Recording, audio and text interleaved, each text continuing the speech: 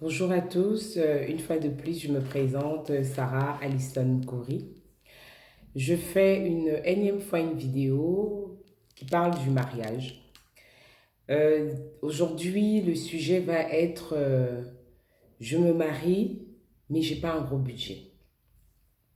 Alors, pourquoi ce sujet aujourd'hui? Parce que il n'y a pas longtemps, j'ai été confrontée à une situation où j'ai des jeunes futurs mariés qui m'ont contacté parce qu'effectivement, ils préparent leur beau jour.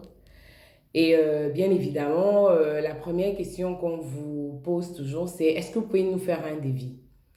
Sauf que moi, en règle générale, je vais poser une question, bah écoutez, on va vous dire non, faites, et ça va aller. Et quand vous présentez le devis en fonction du nombre de personnes qui vous a été communiqué, souvent, ce qui arrive, c'est qu'au final, les futurs mariés se rendent compte que ça n'a rien à voir avec le budget qu'ils ont décidé de mettre sur le plan de la décoration.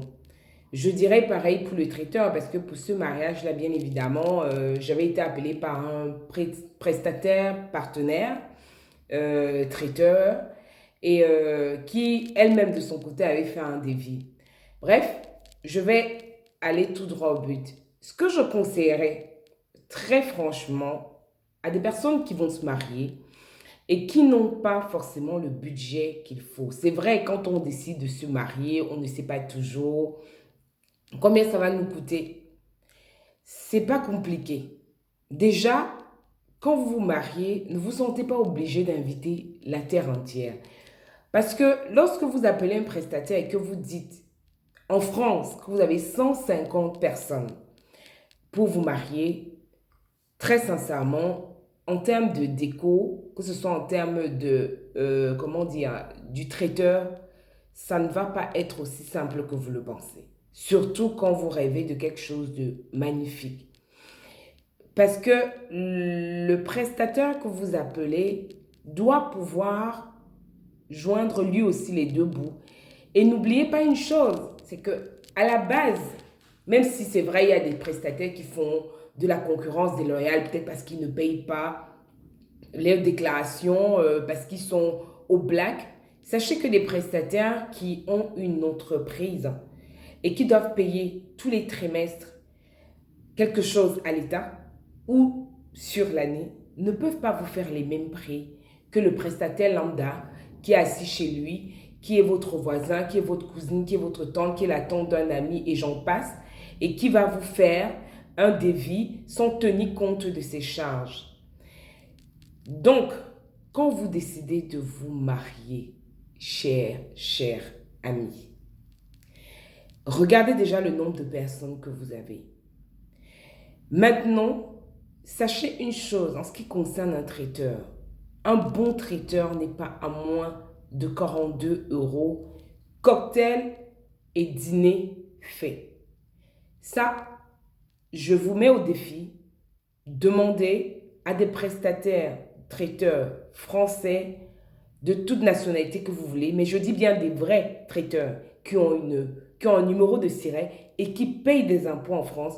Vous verrez que le prix n'est pas à moins de 42 euros, cocktail, dîner.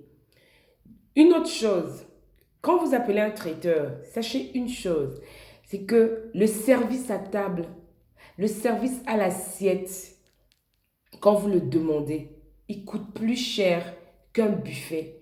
Parce que le service à l'assiette implique pour le traiteur le recrutement d'un personnel très souvent temporaire qu'on appelle les commis de salle pour ce jour-là.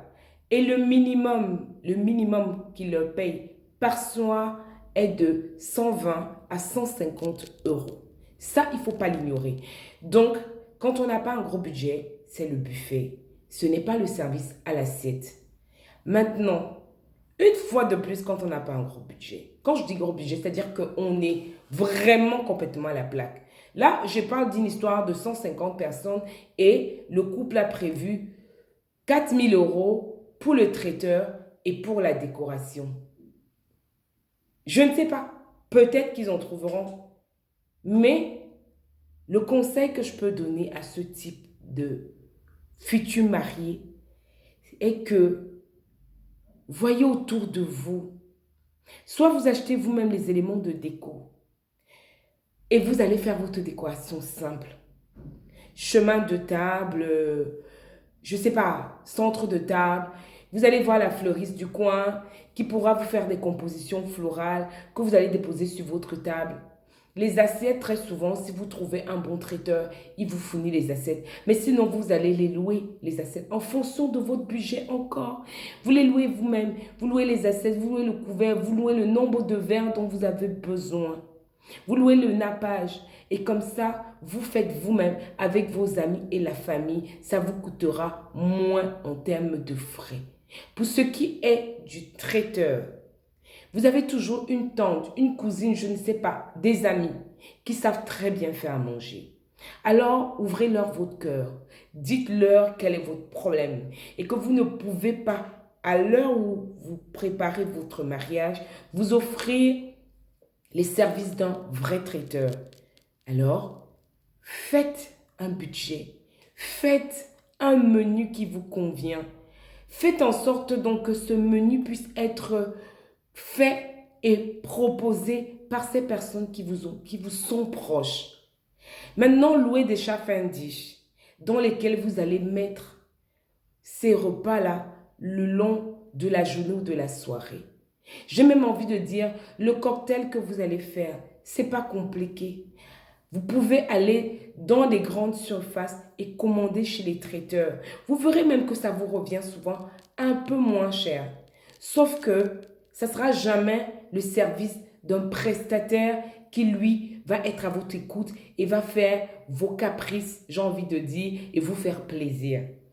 Alors, allez-y, suivez mes conseils.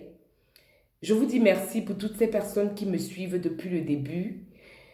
Je vais vous dire une fois de plus de partager mes vidéos, de liker, de commenter, de vous abonner à ma chaîne YouTube. Il y a de plus en plus de personnes. Je vous dis merci. À bientôt, Sarah Moukouri, wedding planner, coach en organisation de mariage et art de table. Bonne journée. Au revoir.